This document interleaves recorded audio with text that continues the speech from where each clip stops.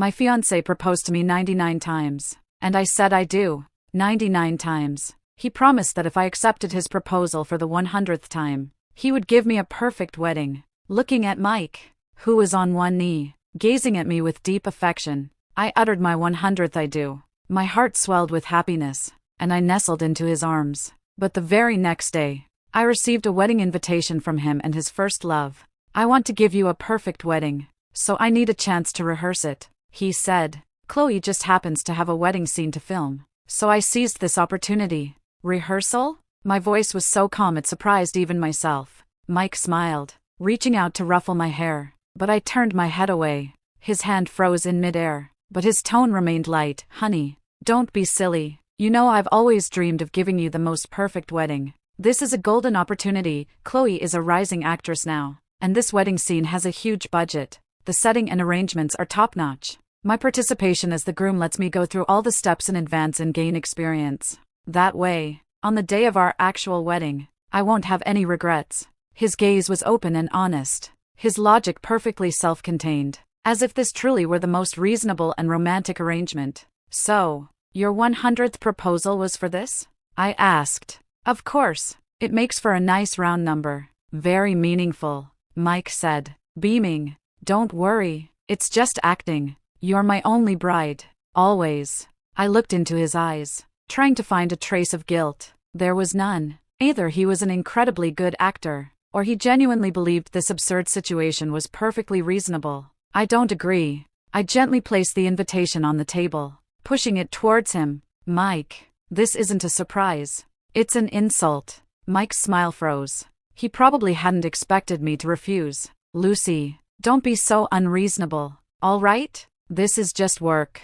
Just acting. Work? I looked at him, enunciating each word. Your job is an engineer, not an actor. Chloe's scene needs a groom, so why does it have to be you? Because. Mike paused, his eyes flickering slightly. They needed a fresh face. And Chloe and I know each other. We have chemistry. Chemistry. I repeated the word, my anger flaring. So, you're going to say I do in front of a minister, exchange rings, and maybe even kiss? All of this, you call a rehearsal for our future wedding? Mike ran a frustrated hand through his hair. It's all fake. What are you getting so worked up about? I always thought you were a reasonable girl. Being reasonable doesn't mean having no boundaries. I stood up straight, feeling clearer than ever. Mike, listen, if you insist on being this rehearsal groom, fine. His expression softened slightly. I continued, my voice as cold as ice. Then, what we have is truly over.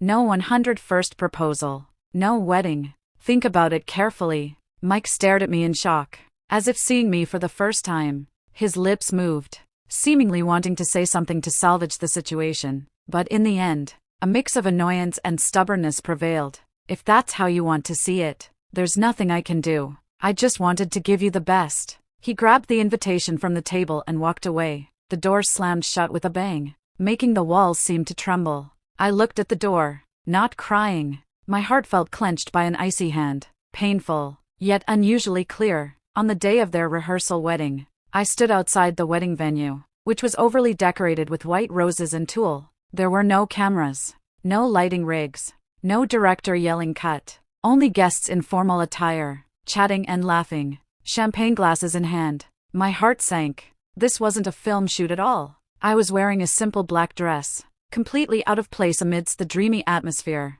I walked in, unnoticed. Everyone's gaze was fixed on the end of the wedding aisle. Mike stood there in a perfectly tailored tuxedo, not the one I had helped him choose. Beside him was Chloe, radiant in a pristine wedding gown, smiling sweetly. She looked completely like a happy bride. A person wearing a minister's robe stood before them, his voice solemn. Mike, do you take Chloe to be your lawfully wedded wife? For richer, for poorer, in sickness and in health. I held my breath. Mike turned, looked deeply at Chloe, and said clearly, without a hint of hesitation, I do. Those 3 words pierced my heart like a poisoned icicle. He had said them to me 99 times. Chloe, do you take? I do. Chloe's voice was sweet and tearful, eager. No one shouted cut. No retakes. The ceremony flowed as smoothly as any real wedding. Now, the bride and groom will exchange rings. I watched Mike pick up the visibly expensive diamond ring and carefully slide it onto Chloe's ring finger. Then, he leaned down and kissed her. It wasn't a perfunctory ceremonial kiss. It was lingering, deep, filled with love and possessiveness. Applause and cheers erupted among the guests. All the blood in my body seemed to freeze instantly. A rehearsal? Acting? What a ridiculous lie. I stood rooted to the spot, unmoving, unshed tears. I simply watched them finish their kiss. Watched Mike put his arm around Chloe's waist, accepting everyone's blessings. His face was alight with a smile I had never seen before, completely relaxed and happy. Just then, his gaze swept over the crowd and inadvertently landed on me. The smile on his face instantly froze, as if he'd seen a ghost. The hand around Chloe's waist subconsciously loosened. Chloe followed his gaze and, upon seeing me, a flicker of panic crossed her face, immediately replaced by a triumphant, almost defiant smirk. She gripped Mike's arm even tighter. Mike's mouth opened, as if he wanted to say something, but I didn't give him the chance. I looked at him and, slowly, clearly, with a mouth shape he was sure to see, silently mouthed, "Break a leg." Then, I turned and walked through the still applauding, cheering crowd, leaving that utterly absurd set. When I pushed open the apartment door, only a dim wall lamp was on in the living room. Mike was sitting on the sofa, his figure shrouded in shadow. Hearing my movement, he immediately stood up. "Lucy," his voice carried a deliberately crafted, relieved urgency. "You're finally back. Let me explain. Things aren't what you think." I didn't turn on the main lights, remaining in the shadows of the entryway, watching his performance.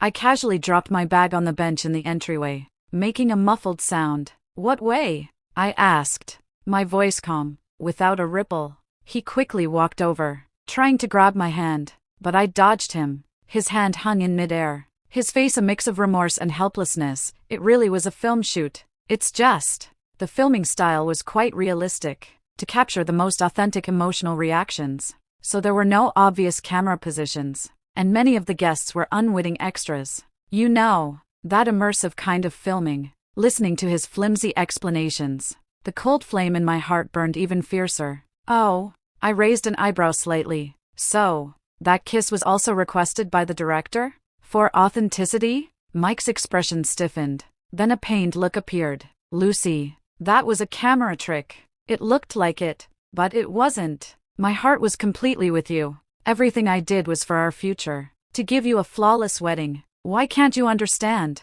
He even tried to squeeze out a tear, but failed. I looked at him and suddenly found it laughable. The filter built up by 99 proposals shattered completely at that moment, revealing the unbearable truth beneath.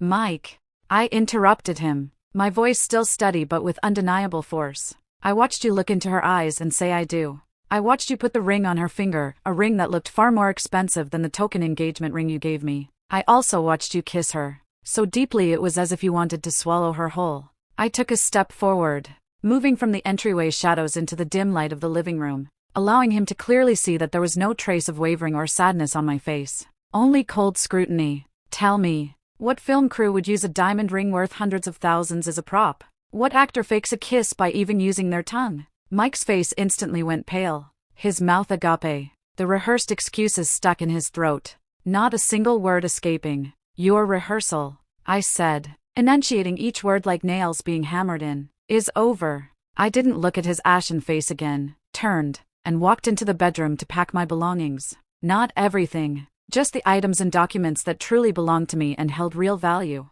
All the gifts he'd given me, including that cheap engagement ring, I left on the vanity. As I dragged my suitcase through the living room again, Mike was still standing there like a statue, seemingly not yet recovered from my piercing revelation. "Lucy," he mumbled, clinging to a last shred of hope. I stopped at the door without turning around. "Mike, I wish you a successful performance." I pulled open the door, and fresh air rushed in. "Also, we're done." The door closed behind me, sealing off that space filled with lies.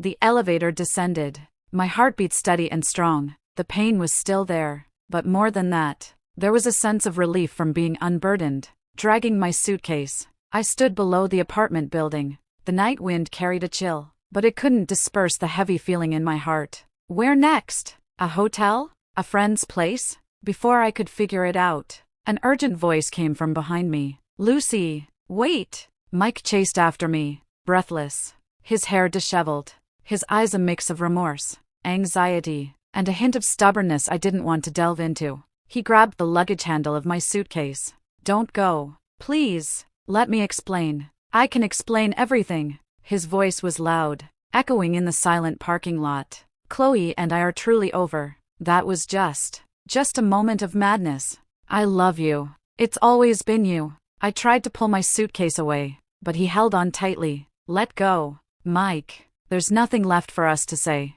"No, I won't let go," he almost roared, drawing glances from a few late-returning residents in the distance. "We've been together for so many years, and you're going to dismiss everything because of one mistake? Lucy, when did you become so cold-hearted?" He was actually blaming me? My temples throbbed with rage. Just as I was about to push him away forcefully, a steady male voice cut in. "Ma'am, do you need assistance?" Mike and I turned simultaneously. A man in a dark suit stood a few steps away, car keys in hand, looking like he'd just returned from work. The light was dim, so I couldn't see his face clearly, but I sensed his tall stature and composed demeanor. His gaze fell on the suitcase we were struggling over, then shifted to me, inquiring, but not rashly stepping forward. Mike, still fuming, immediately turned his anger on him. "This is none of your business.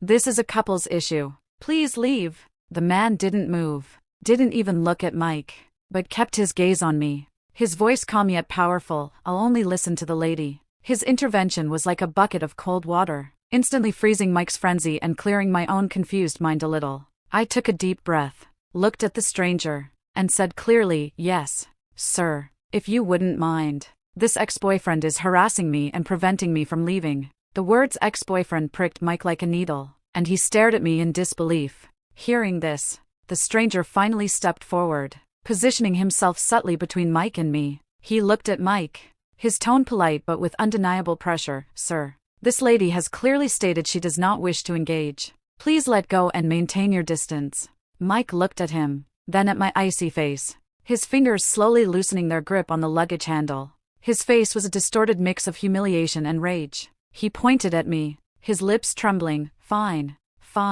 Lucy. You've got guts. You'll regret this." After saying that, he glared fiercely at the stranger and stormed back into the apartment building. The parking lot immediately fell silent.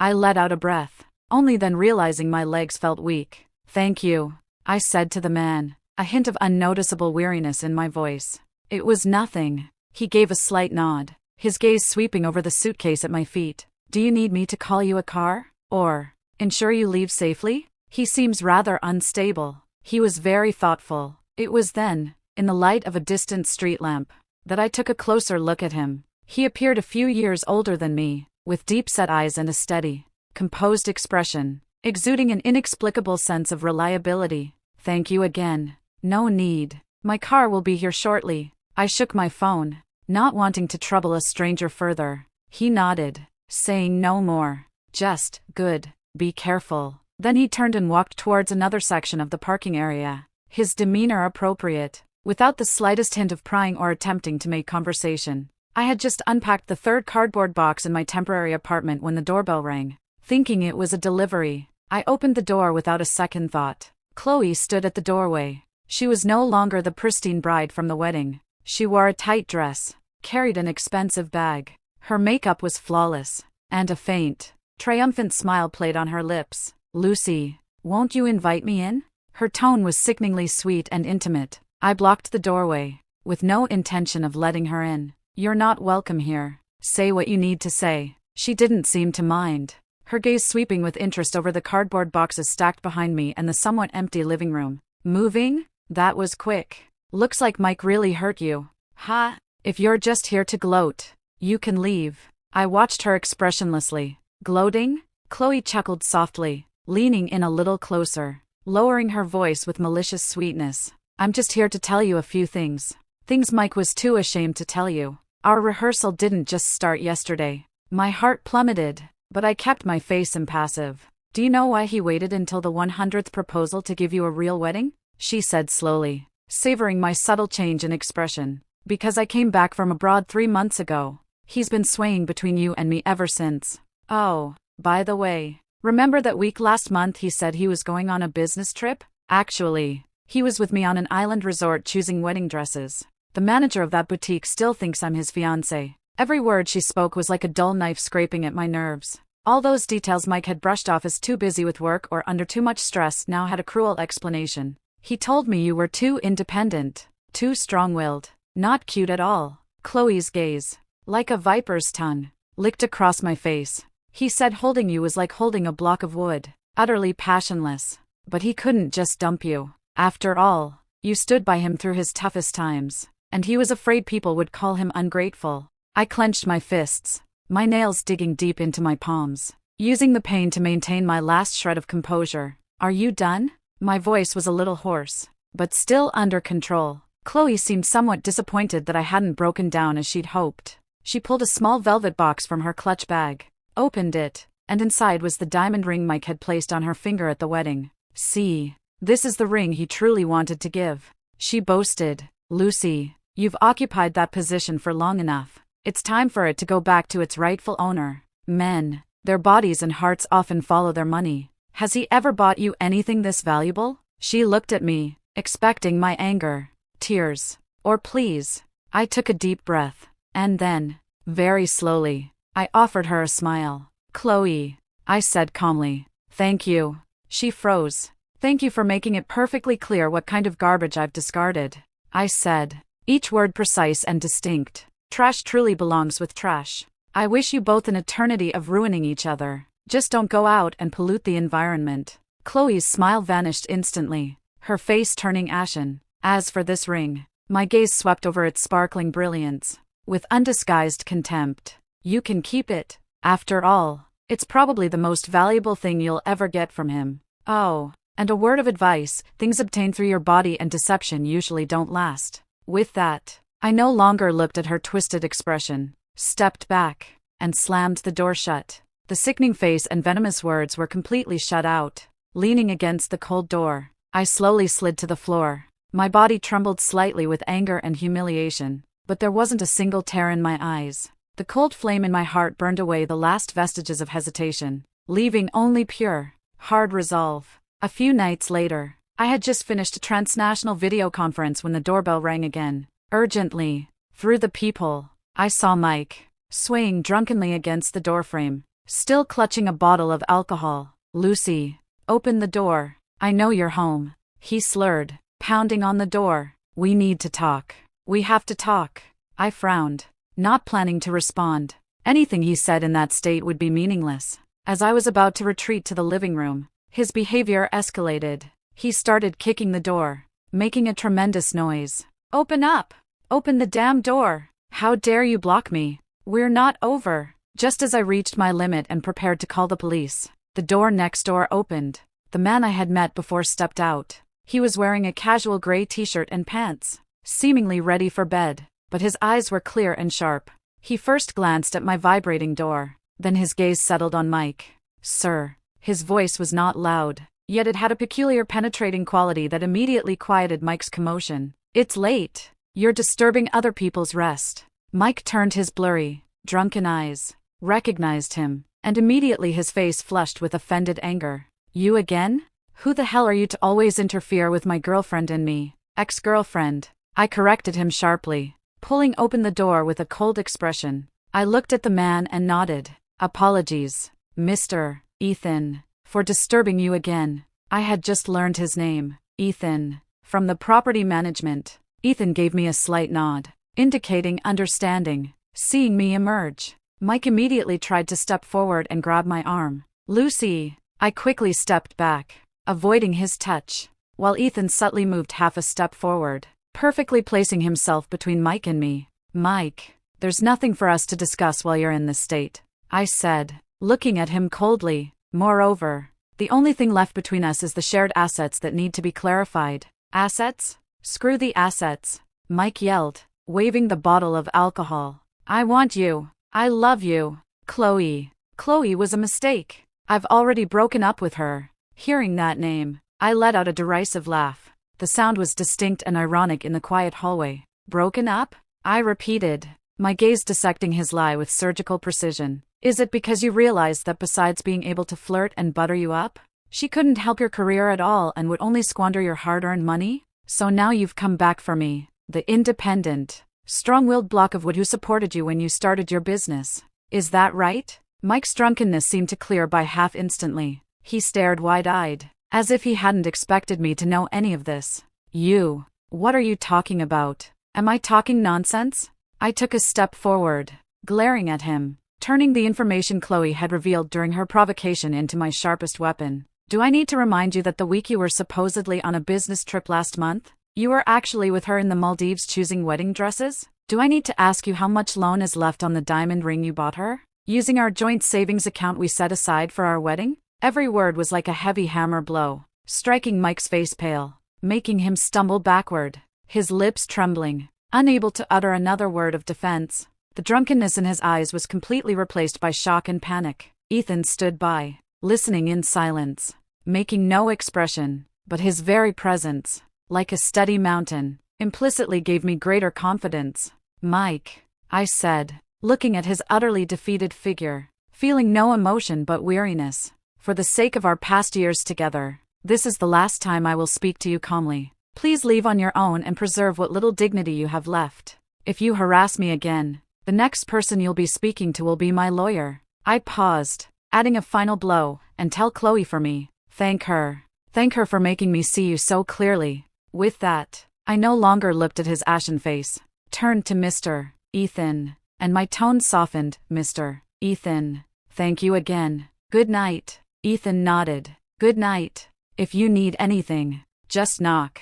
I closed the door, completely shutting out the disgusting scene outside. This time, I didn't slide to the floor by the door. Instead, I walked straight to the window, looked at the city lights, and took a deep breath. The next morning, I copied all the compiled evidence, Mike and Chloe's wedding invitation, the recording of my confrontation with Chloe that I had secretly made, Mike's transaction history showing large expenditures from our joint account, and the hallway surveillance footage of him harassing me last night onto a USB drive. I needed a lawyer. Immediately, just as I was considering whether to ask for a friend's recommendation or directly find a law firm, the doorbell rang. Through the peephole, I saw Ethan standing outside, dressed in a well-fitted suit, looking composed and capable.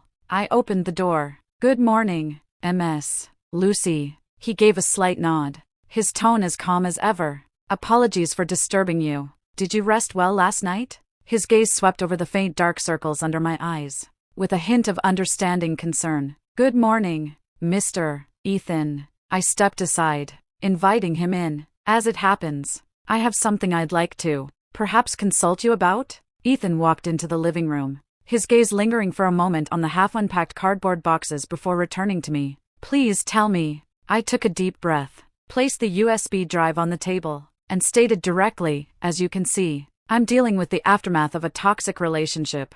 My ex-boyfriend, Mike, is involved in emotional manipulation, possibly misappropriated our shared assets, and is continuously harassing me. I need a professional attorney to ensure my legal rights are protected and to make him stop all of this. I paused, looking directly at him. I recall you mentioned last time that you are a lawyer? Ethan didn't answer immediately. He walked to the table, picked up the USB drive, twirled it gently between his fingers, then looked at me, his eyes sharp and focused. My primary areas are commercial litigation and intellectual property. However, he shifted his tone, speaking steadily yet with convincing authority. The fundamental legal principles are transferable when dealing with cases involving financial disputes and personal harassment. Moreover, sometimes, an interdisciplinary perspective can be more effective in finding breakthroughs. He gently placed the USB drive back on the table, pushing it towards me. If you trust me, I can review the materials first and offer some initial advice.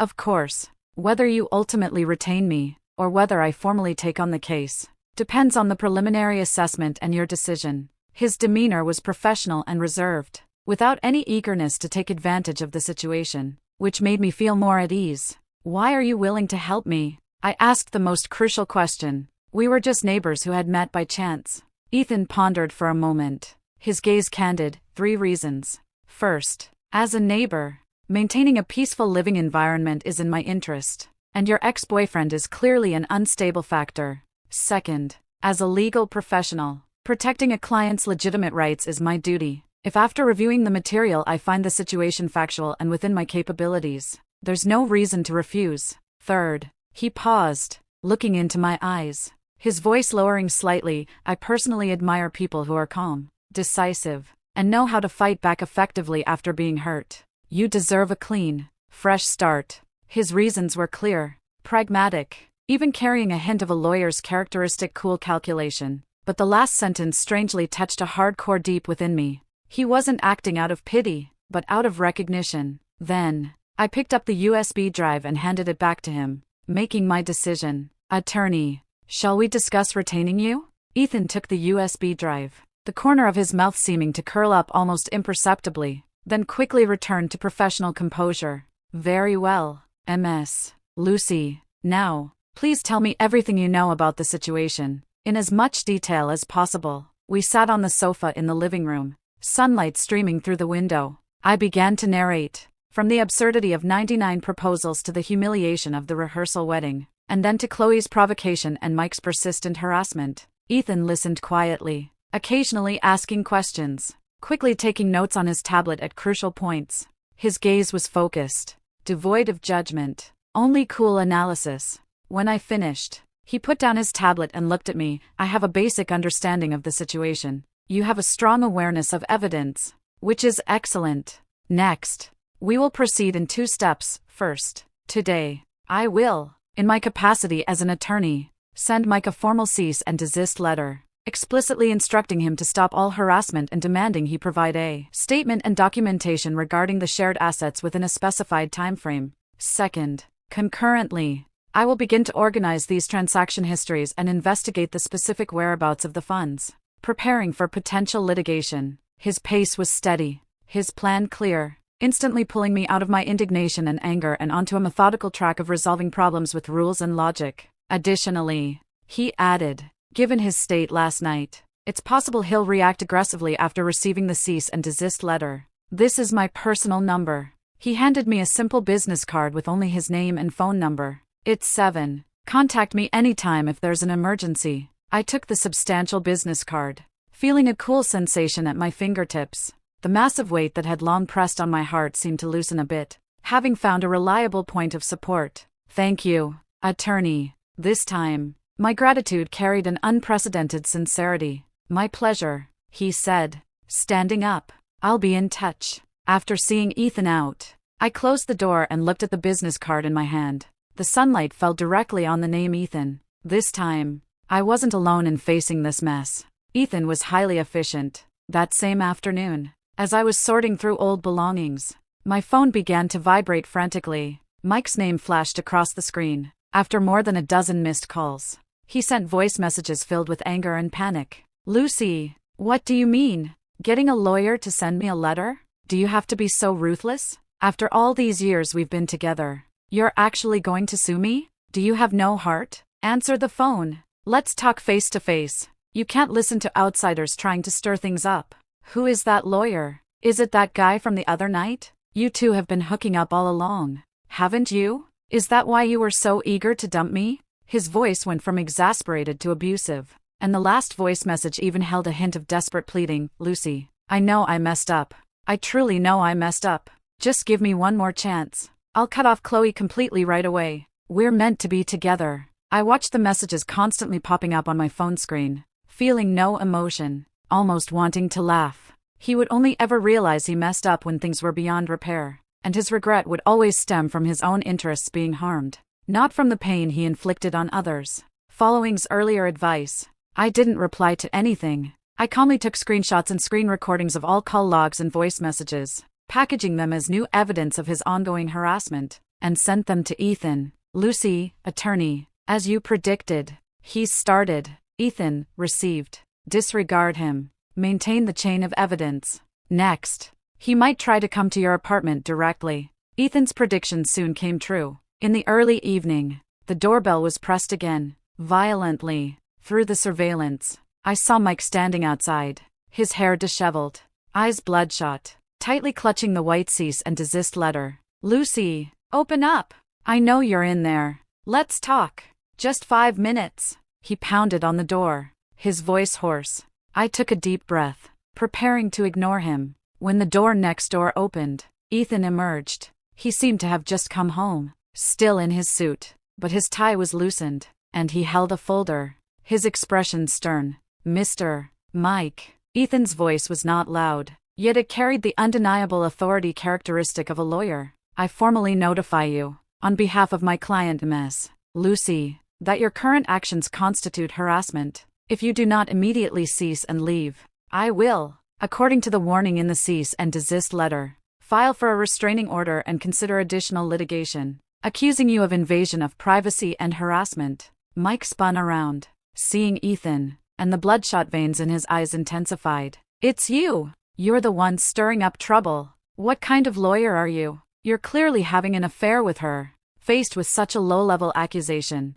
Ethan didn't even twitch an eyebrow. He calmly took out his phone. "Do you need me to call the police right now and let them determine if my actions are lawful? And if yours constitute a violation? Under public disturbance laws, your behavior could result in a warning, a fine, or even detention." The words "call the police" were like a bucket of cold water, somewhat extinguishing Mike's frenzy. He looked at the phone in Ethan's hand, ready to dial at any moment, then at my tightly shut apartment door, showing no signs of opening. His facial muscles twitched violently. Fine. You're ruthless." He pointed at my door, then at Ethan, his voice trembling with extreme anger and powerlessness. "Lucy, you'll regret this. Following this shady man, it won't end well for you." He turned to Ethan, gnashing his teeth. "And you, don't think you'll get away with this. I'm not letting this go." Ethan watched him expressionlessly, simply replying, "Mr. Mike, for any legal matters, please contact my office. Now, please leave." Mike finally crumpled the cease and desist letter violently and threw it to the ground, like a defeated rooster, then stumbled into the elevator. Silence returned to the hallway. Ethan bent down, picked up the crumpled paper, smoothed it out, and then walked to my door, knocking gently. I opened the door. "It's temporarily resolved," he said, handing the wrinkled cease and desist letter back to me. "But his emotions are unstable. He might try something else later. Stay vigilant." His gaze lingered on my face with a subtle scrutiny. "Are you all right?" "I'm fine." I shook my head, took the paper that held Mike's impotent rage, calmly tore it to shreds, and threw it into the nearby trash can. Compared to the previous nastiness, this level of barking is nothing. Ethan watched my decisive actions, a nearly imperceptible flicker of approval in his eyes. "That's good. Regarding the financial investigation, I've already made some preliminary findings, potentially involving more covert fund transfers on his part. If you're free tomorrow, you can come to my office to discuss the details." "Okay." I nodded.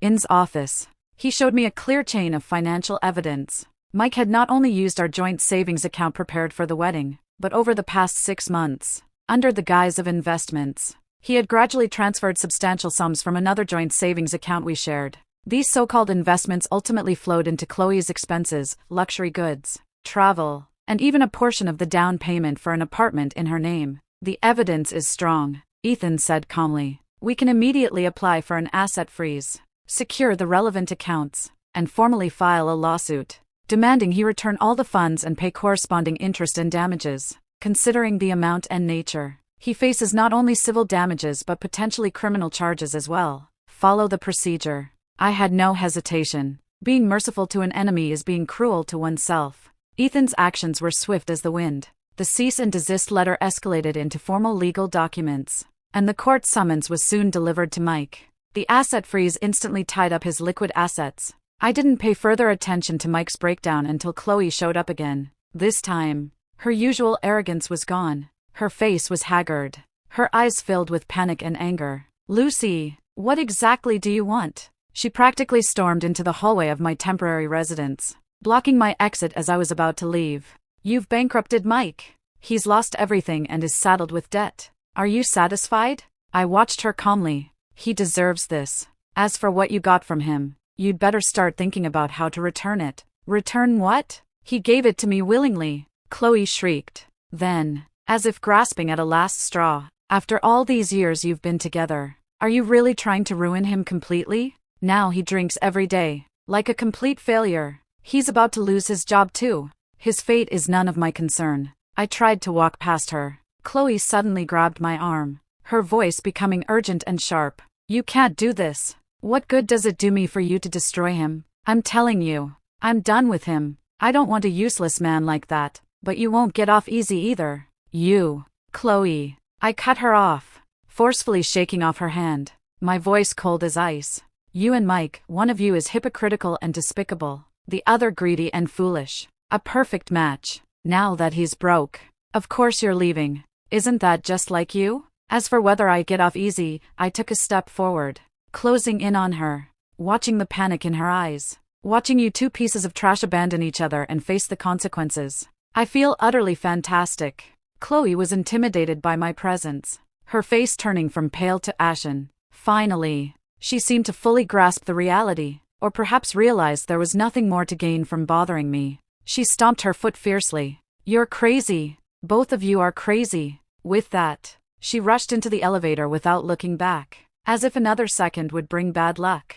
I watched the elevator doors close, the numbers descending. I knew Mike had lost his last lifeline, abandoned by all, burdened by debt. This was his most complete punishment. A few days later, I received a message from Ethan. Under immense pressure and the threat of imprisonment, Mike finally opted for an out-of-court settlement. He signed an agreement to return all misappropriated funds and pay a substantial amount in damages, nearly depleting all his savings from over the years and a portion of his future income. His job was also severely affected by the lawsuit and his personal breakdown, leaving his future uncertain. When handed me the final legal documents, he said, "It's over." I took the thick document, feeling it substantial in my hands. It wasn't just the money I'd reclaimed, but proof of a complete break from the past. "Thank you, Ethan." This time, I used his name. He offered a faint smile, which dispelled the usual sternness about him. "What are your plans next?" I looked at the bright sunlight outside the window,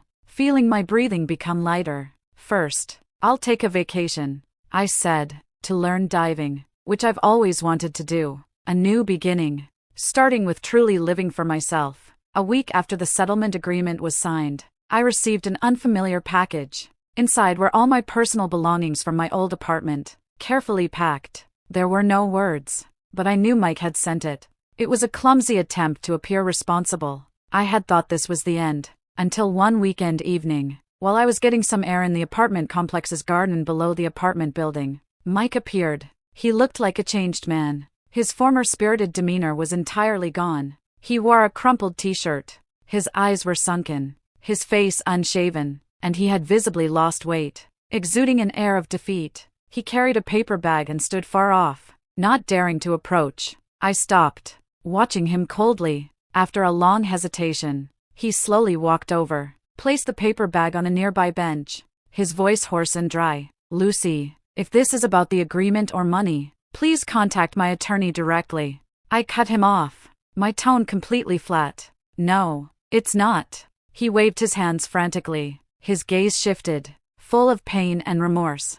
"I came to apologize. A sincere apology." He took a deep breath, as if summoning all his strength. "I'm sorry, Lucy. I'm sorry for deceiving you. Sorry for the harm I caused you. Sorry for all the despicable things I did. I truly know I was wrong."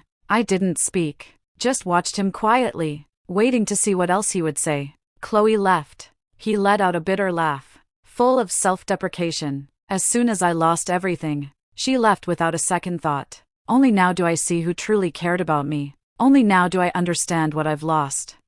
I regret it every day. It feels like a knife twisting inside me. His voice choked, his eyes red. "Lucy, I know I have no right to say any of this now, and I know we can't go back.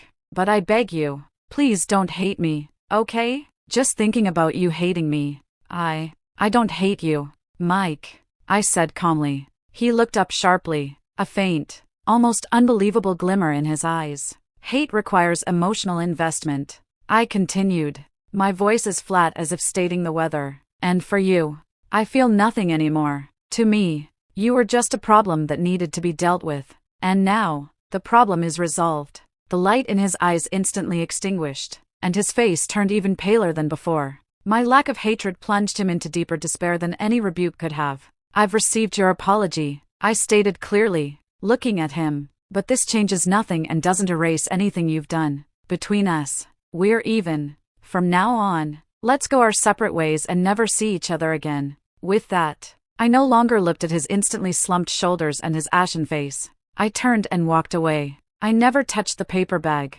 not once. A few steps away, I saw Ethan standing at the apartment door, seeming to have just gotten off work. He had seen the scene unfold but didn't approach, waiting patiently. I walked up to him. He didn't ask anything, simply took the somewhat heavy shopping bag I was carrying. All resolved? He asked as we walked. Yes.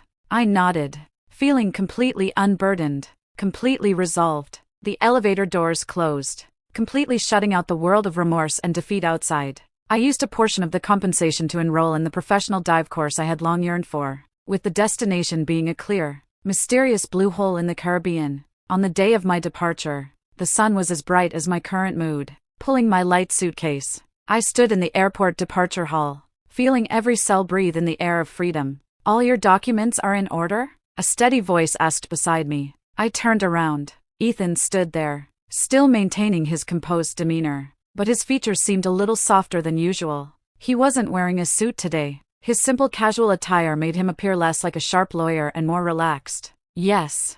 I nodded, waving my boarding pass and dive course confirmation. Everything's ready. A brief silence fell between us. The airport announcements distant and muffled. After everything we had been through, our relationship had long transcended that of ordinary neighbors or attorney and client. An unspoken understanding and trust had quietly grown, but we both knew it, and neither of us dared to break the unspoken understanding. Take care of yourself, he finally said, his tone his usual calm, but with a hint of imperceptible admonition. Underwater conditions can be complex, so be careful.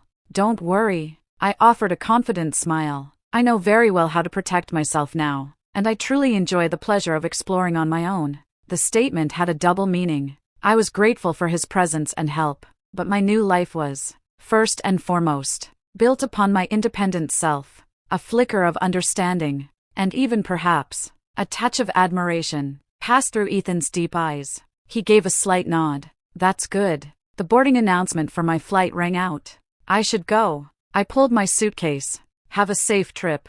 He remained where he was. No unnecessary movements. No further words. I turned and walked toward the security checkpoint. My steps were firm, and I didn't look back. I knew he might still be watching, but it no longer mattered. What mattered wasn't who was behind me, but where I was headed. The plane soared into the sky, piercing through the clouds. I gazed out at the boundless blue sky and the cotton candy-like sea of clouds below, my heart feeling clear and peaceful. Past hurts, betrayals, entanglements, all had faded like smoke.